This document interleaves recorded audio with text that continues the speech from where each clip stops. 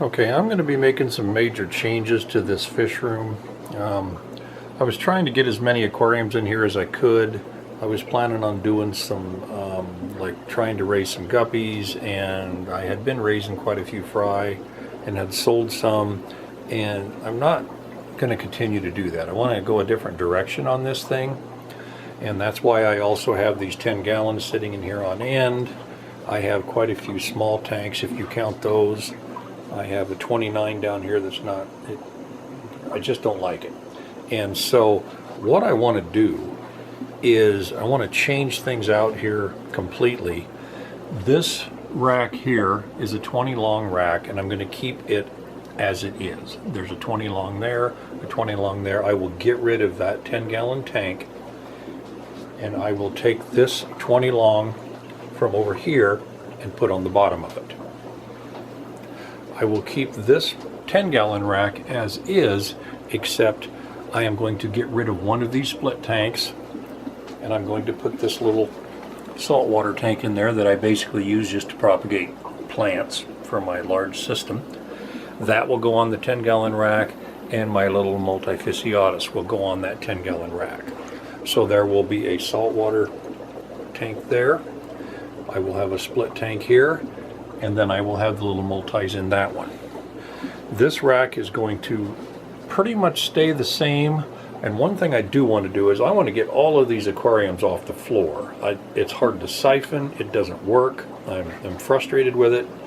So what I'm going to do is I'm going to keep this rack as is at this level with my 75, but then I will be taking these tanks out, and that one's going to go on that other rack.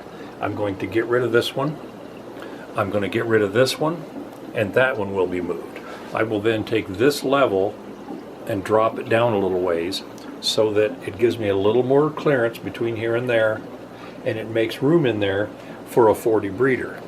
And what I will do is I will steal a 40 breeder probably from one of these and move it over into that rack there. So there will only be 2 aquariums on that rack, a 75 on top and a 40 breeder down below.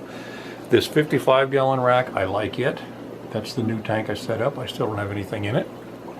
This 55 will stay. I like the distance off the floor.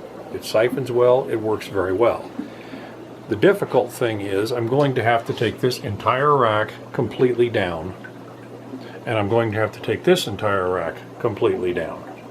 And what I want to do with this rack here is I want to leave these 2 40 breeders on top, and there's only going to be one level below it, which I will have to lower this board down and remove that bottom level. And I will have this 37 gallon, which I really like that tank. It's a nice tall tank. That will go on one side of it.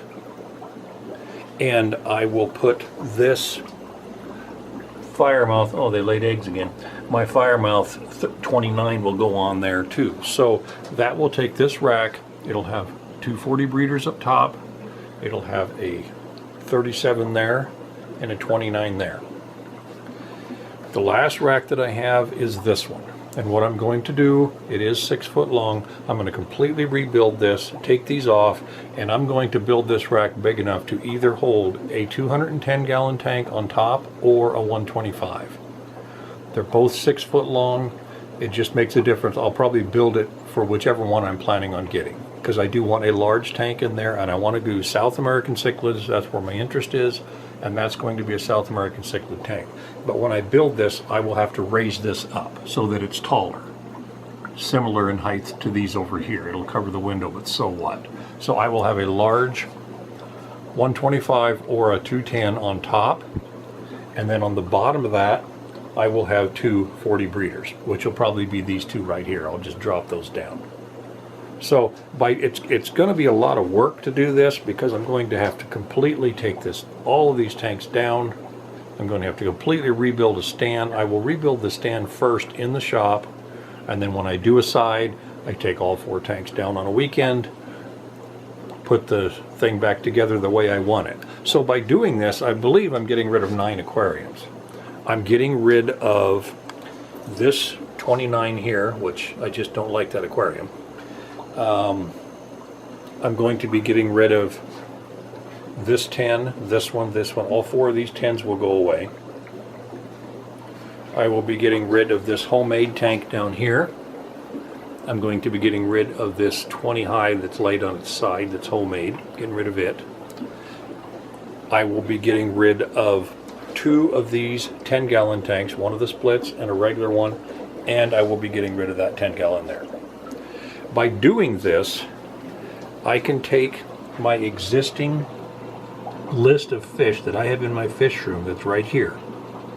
And this is a map of what this is going to look like, and it tells what would be in each tank. And as you can see, I have it all planned out.